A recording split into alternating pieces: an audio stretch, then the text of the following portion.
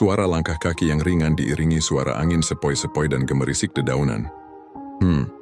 Seingatku aku tadi belok kanan setelah pohon besar itu, atau kiri ya. Aduh, kok aku bisa sampai di tempat asing seperti ini sih? Kanan, kiri, depan, belakang semuanya terasa sama.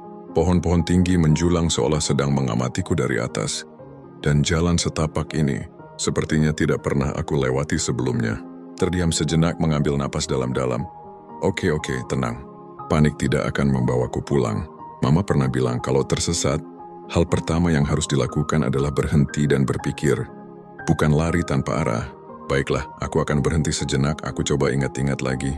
Tadi pagi, aku pamit mau main ke taman di ujung kompleks, lalu aku melihat seekor kupu-kupu dengan sayap biru yang cantik sekali.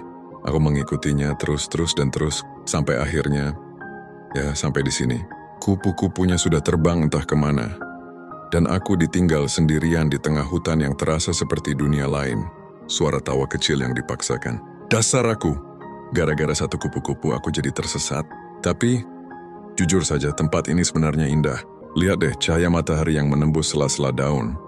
Membuat lantai hutan ini jadi seperti panggung pertunjukan. Udaranya juga sejuk, beda sekali dengan udara di kota yang penuh polusi. Kalau saja aku tidak sedang tersesat, mungkin aku akan duduk di bawah pohon itu dan mulai menggambar. Tapi hari sudah mulai sore. Aku tidak bisa berlama-lama di sini.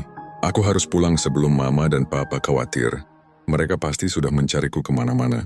Suara langkah kaki dimulai lagi, kali ini lebih mantap. Aku tidak boleh menyerah.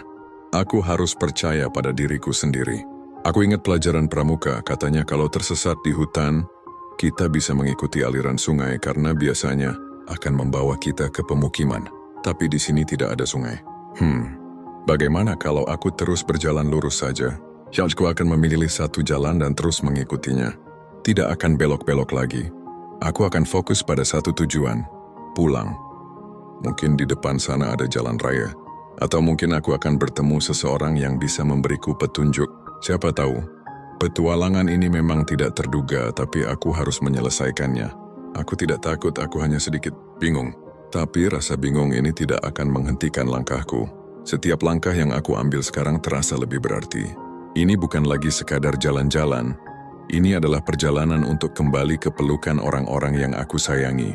Aku bisa merasakan semangat ini membakar di dalam dadaku. Hei hutan, kamu boleh saja membuatku tersesat, tapi kamu tidak akan bisa membuatku putus asa. Langkah demi langkah, aku yakin aku akan menemukan jalan pulang.